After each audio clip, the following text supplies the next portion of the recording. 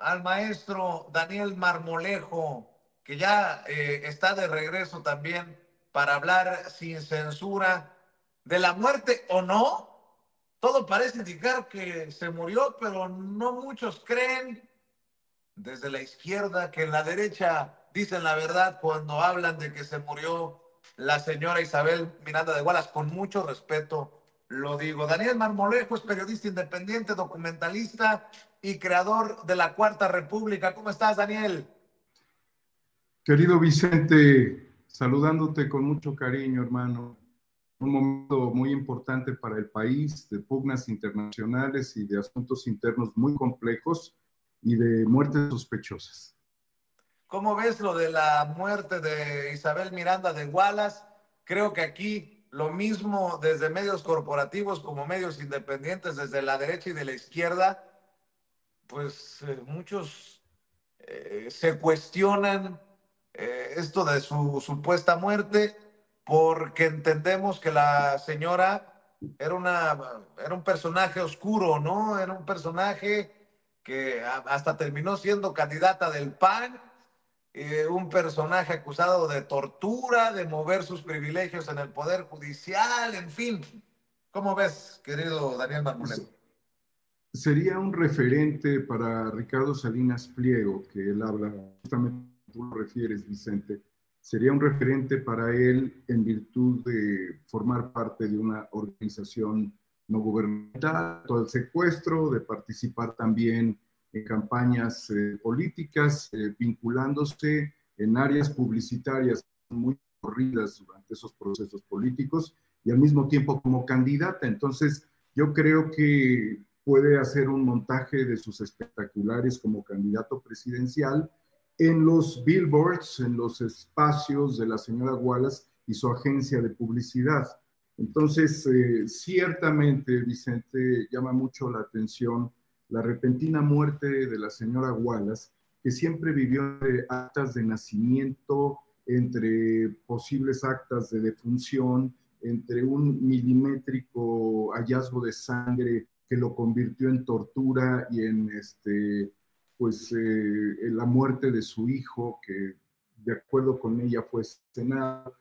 También en el señalamiento de personas que vivieron la peor de las condenas, que fue la tortura. A lo largo de varios años tuve la oportunidad de leer artículos de análisis en donde también había reflexiones sobre las torturas que vivieron las personas imputadas por Wallace, que evidentemente corresponde totalmente a la derecha, la señora Wallace, corresponde a un tiempo histórico de Vicente Fox, cuando suponíamos que la democracia iba a ser un bien para el país, corresponde también al fraude de Felipe Calderón, del cual ella se monta con muchas intenciones políticas, y también corresponde a un drama humano que se gesta durante el gobierno de estos personajes, que es el drama pues, de las desapariciones, el drama de la violencia. Todo ella lo supo aprovechar muy bien. Aprovechó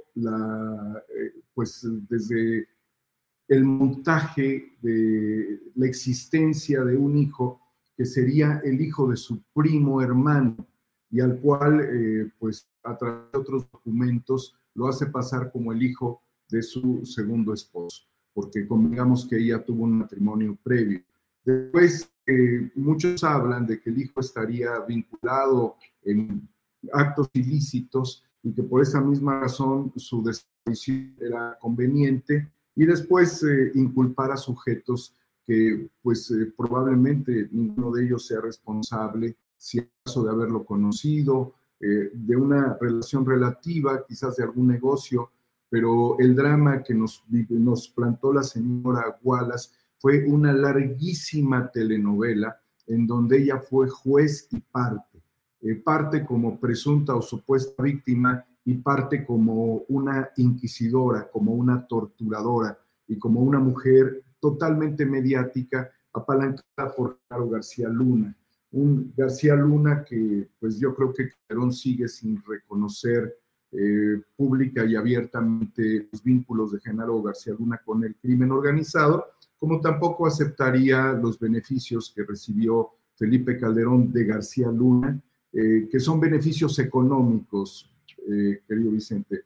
Él ha tenido una vida muy cómoda después de que dejó el poder político y se la ha vivido en España, donde finalmente muchos personajes como el propio gobernador o exgobernador de Jalisco, que en este momento está siendo señalado, Enrique Alfaro, por toda la tragedia y el desastre. Te das cuenta cómo todos se unen y cómo todos pueden llegar a una posible candidatura de este defraudador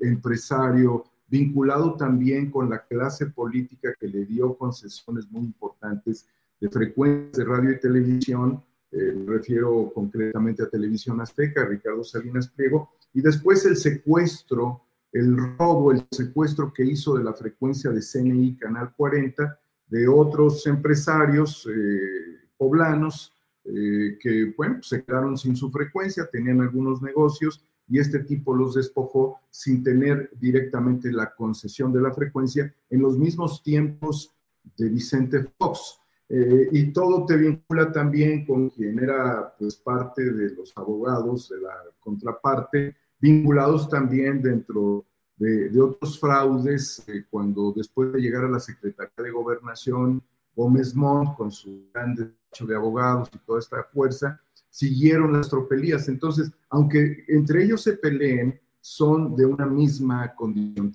Todos los caminos llevan a Ricardo Salinas Pliego como parte de eso que representa la derecha auténtica, verdadera y no envidiosa. Querido Daniel, yo lo que me pregunto es, ¿cómo es que Isabel Miranda de Wallace amasó tanto poder, tantas relaciones, para que exista una defensa tan férrea, ya incluso suponiendo sin conceder que haya pasado a mejor vida o haya fallecido? ¿Cómo es que hay tantos ofendidos por este tuit del padre Alejandro Solalinde, ¿no? Dice, Wallace, la antimujer, qué suerte que no tuvo que enfrentar lo que le espera a Norma Piña. Ambas representan lo más podrido del Poder Judicial. Los que por años la hayan apoyado deben sentir vergüenza. Los que la protegieron, sus cómplices, son remanentes de un sistema fallido. Y brincó Sergio Sarmiento. Sí, la señora Isabel Miranda cometió el delito de tratar de encontrar a los secuestradores y asesinos de su hijo. Azucena Oresti roba a la Arquidiócesis de México. Líbano Sáenz, señalado incluso en el caso del papá del abogado César Gutiérrez Priego, de haber recibir ofertas de regalitos del narcotráfico cuando fue vocero de Cedillo, dice que no conoció a la señora Wallace, pero que se va con todo contra el padre Alejandro Solalinde. Me criticaron algunos que porque entrevisté al padre Alejandro Solalinde aquí en Sin Censura y se sostuvo, dijo, sí, ese es un tuit mío y me sostengo. Bueno, van a criticar a Ciro Gómez Leiva por entrevistar a Joaquín López Dóriga por este tema. Qué extraño que Ciro lo entreviste a Joaquín por este tema de la señora Wallace, pero no le pregunte, por ejemplo, de por qué se ha calmado con sus críticas a la 4T luego de que se diera a conocer que su hija tiene contrato. En fin, a ver, suéltalo, David, por favor. Yo lo vi ayer, lo difundió ayer López Dóriga. Sí, Fue ayer, ¿verdad? sí. Vamos a escucharlo sobre el padre Solalinde. Despreciable. Despreciable lo menos que puedo decir del que fuera capellán de López Obrador. Ese canalla, sí, jamás me imaginé decirle canalla al padre Solalinde, porque jamás imaginé que se pudiera referir a la muerte el sábado. Me acordé de algo, querido Daniel Marmolejo, que en sus paquetes de venta, López Dóriga, de acuerdo a lo que una investigación de la revista Contralínea que publicó Nancy Flores, ofrecía comentarios editoriales a los clientes que podrían ser insertados en programas como el de Oscar Mario Beteta y el de Ciro Gómez Leiva. Yo soy muy mal pensado, a ver si no terminó siendo un editorial pagado y el hecho de que lo retomara Ciro, el claro ejemplo de cómo terminan los comentarios de López Dóriga en un programa de Ciro Gómez Leiva. Entendió el que entendió. Querido Daniel Marmolejo, escucho tus comentarios. Bueno, eso que señalas, Vicente, de que las reflexiones y los editoriales estuvieran orientados a través de un pago, piénsalo en el campo de la justicia, se llama prevaricato. Cuando tú dictaminas a favor de alguien bajo un acuerdo ilegal, eso es un prevaricato. Entonces, ¿cómo puede considerarse Joaquín López Dóriga un periodista honesto y sensato si vende editoriales y estos editoriales estarían orientados? Entonces, estaría claro que bajo esas condiciones, los señalamientos o acusaciones o críticas que puede hacer al padre Solalinde tienen esa condición de que a lo mejor fueron pagadas por alguien, tendríamos que saber, porque el tono en el que lo dice de infamia sobre una mujer cuyos procesos de investigación que ella misma encausó están llenos de controversias, pues yo creo que lo justo es darle una valoración, si quieres, crítica a cualquier opinión del padre Solalinde o de quien sea, pero el juicio moral que ejerce López Dóriga sobre la opinión del prelado, pues es digna de señalarse dentro de las condiciones de un lado sincronizado contra quienes están criticando pues todo lo que la señora Wallace representó respecto a esta degradación de la justicia, porque hay que recordar que la señora Wallace, como juez y parte, pues se convirtió en ministerio público, se convirtió en juzgador, incluso se convirtió en Santa Inquisición. Entonces, la manera en la que los protocolos, el protocolo que se aplica para determinar el nivel de tortura que viven las personas, el protocolo de Estambul, fue rebasado y por mucho por todas las personas que fueron vinculadas por la propia señora Wallace, como las presuntas, o para ella quienes asesinaron a su hijo y lo cercenaron. Entonces estamos en el medio de dos poderes, si lo quisiéramos ver con un sentido teológico. Una inquisición del mal y una reflexión que desde, hablemos el bien religioso, el enfoque teológico se hace contra el mal. Y en el medio un periodista a modo, que si fuera juez cometería prevaricato.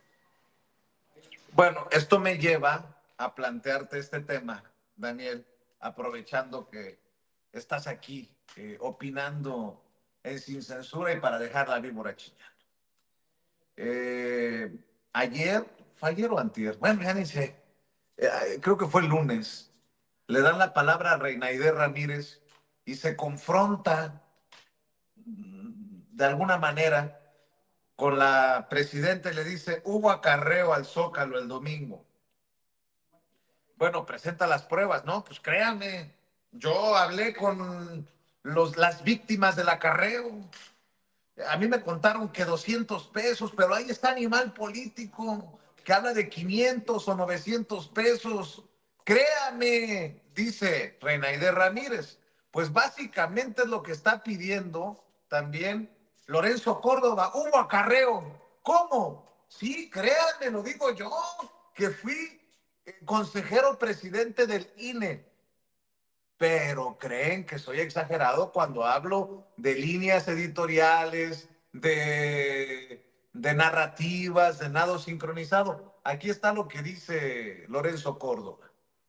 La asamblea informativa del domingo pasado en el Zócalo, ante la nueva pausa en la entrada en vigor de los aranceles generalizados que impuso unilateralmente el gobierno de Donald Trump a las importaciones mexicanas, derivó en una verbena popular de exaltación de la figura de la presidenta y de la sedicente Cuarta Transformación. Se trató, en realidad, de una demostración de fuerza del morenismo, de sus gobiernos y del nuevo corporativismo traducido en el acarreo masivo de los agremiados de los diversos sindicatos y de las centrales sindicales compitiendo entre sí para demostrar su músculo y su fidelidad al régimen, les guste o no, tal como ocurría en las viejas épocas del autoritarismo priista. En efecto, ¿Cómo ves, mi querido Daniel Marmolejo? ¿Sí me escuchas ahí, verdad, Vicente?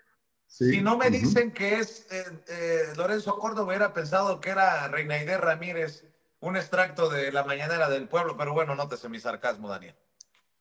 Este es un payaso, querido Vicente, es un payaso que tuvo, para desgracia de nuestro país, responsabilidades muy importantes en materia de administración de los procesos electorales, de los procesos democráticos en México.